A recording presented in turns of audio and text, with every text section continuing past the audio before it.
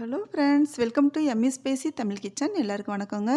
இன்றைக்கி நம்ம 3 நிமிஷத்தில் செஞ்சு சாப்பிட்றலாம். 3 நிமிஷத்தில் அந்தளவுக்கு சுலபமான வெள்ளை பணியாரம் செய்ய போகிறோம். வாங்க வீடியோக்குள்ளே போகலாம். அந்த வீடியோக்குள்ளே ஸ்கிப் பண்ணாமல் பாருங்கள் லாஸ்ட் வரைக்கும். இப்போ ஒரு பாத்திரத்தை அடுப்பில் வச்சுக்கலாங்க. இந்த பணியாரம் செய்கிறதுக்கு நம்ம ரொம்ப மெனக்கிடவே தேவையில்லைங்க. ஆல்ரெடி எல்லார் வீட்லேயுமே இட்லி மாவு வச்சுருப்போம். அது வச்சு தான் நம்ம செய்ய போகிறோம். ரொம்ப டேஸ்டியாக இருக்குங்க. இப்போ பாத்திரத்தை பணியார சட்டி அடுப்பில் வச்சுக்கலாம். இப்போ கொஞ்சமாக ஆயில் விட்டுக்கோங்க. இந்த பணியாரத்துக்கு நிறைய ஆயில் விட்டு தான் ஆகணும் அவசியம் இல்லை. லைட்டாக ஆயில் விட்டுட்டோம்னாலே போதும்.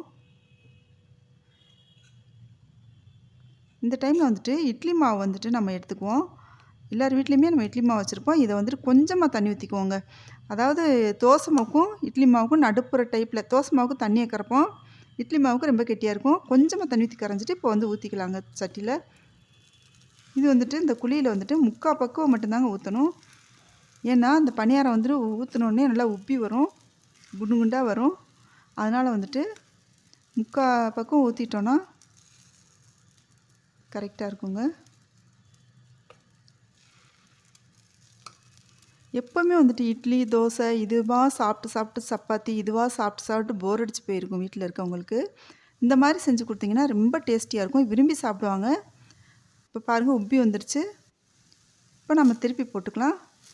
பாருங்கள், நம்ம கொஞ்சம் தான் ஆயில் விட்டோம், ஆனால் எவ்வளோ பொன்னிறமாக அழகாக குண்டு குண்டாக வந்திருக்கு பாருங்கள் பணியாரம். இதுக்கு மாவு ஊற போட்டு அரைச்சி மெனக்கிடவே தேவையில்லைங்க.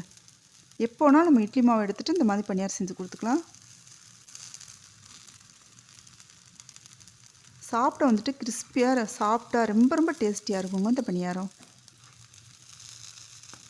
சாப்பிட அடம் பிடிக்கிற குழந்தைங்க கூட இந்த மாதிரி செஞ்சு கொடுத்தீங்கன்னா சாப்பிடுவாங்க, விரும்பி கேட்டு சாப்பிடுவாங்க. இப்போ பாருங்கள், கோல்டன் கலரில் அழகான பணியாரம் ரெடி ஆயிடுச்சு. ரொம்ப டேஸ்டியாக இருக்கும் இந்த பணியாரம். இது மாதிரி செஞ்சு பாருங்கள், நீங்களும் செஞ்சு பாருங்கள். இப்போ நம்ம ஒரு பாத்திரத்துக்கு மாற்றிக்கிட்டு இருக்கோம்.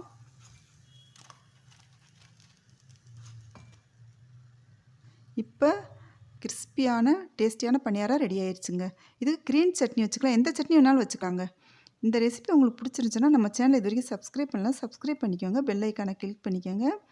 எப்படி இருந்துச்சு இந்த ரெசிபின்னு சொல்லிட்டு கமெண்ட் பண்ணுங்கள், லைக் பண்ணுங்கள், ஷேர் பண்ணுங்கள். தேங்க்யூ.